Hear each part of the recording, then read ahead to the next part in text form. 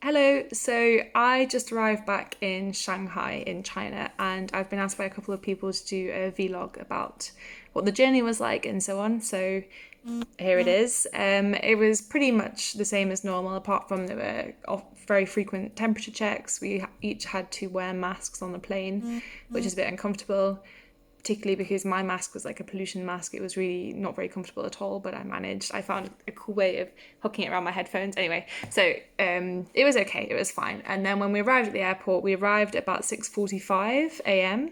We had to stay on the plane until 9:30. We went through the airport with just extra checks, but it was okay. We filled in a questionnaire with our information to make sure we'd not been in at-risk areas, we didn't have symptoms and so on. So then by about midday, we were taken to a testing centre where we got the test done. The test involves a swab in the back of your mouth and up your nose, which was slightly uncomfortable, but it wasn't too bad. It was fine. And then we had to wait at the testing centre for 6 to 8 hours. The testing centre, I had been sent a picture by someone of this like horrible tent with no seats, nothing, in the dark. And that's what I was thinking I was going to for the testing centre. But actually, it was very comfortable. It was a converted sports hall. We all had deck chairs and a table. They gave us snacks. Everyone was really nice. They were all volunteers, very friendly. We had masks as well. They gave us masks so we could go to the toilet and things like that. So it was absolutely fine. It was just long. It was a long day. So I hadn't slept on the flight because I wasn't very comfortable with my mask. And then we arrived at, I don't know, 6:30, 6:45 a.m. And I arrived back at my home having tested negative by 11:30 p.m. that night. So it was a very long journey.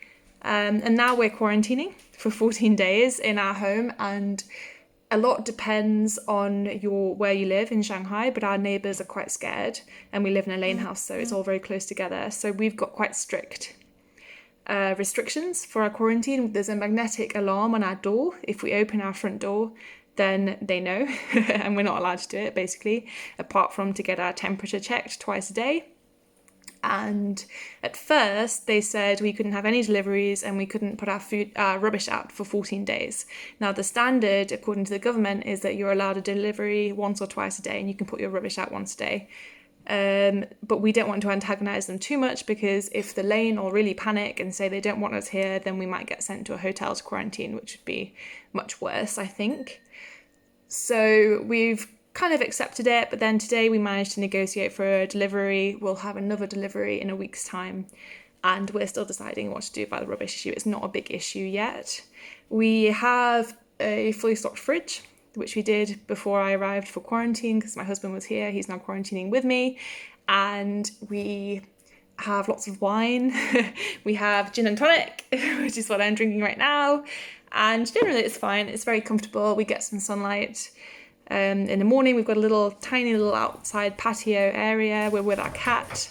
So it's fine, really. And China has done very, very well. There aren't any new cases now in Shanghai apart from those imported. So I understand why we're quarantining. And it's really not that bad at all. Everyone here is very positive and happy. And I expect that life will be back to normal in a couple of weeks' time.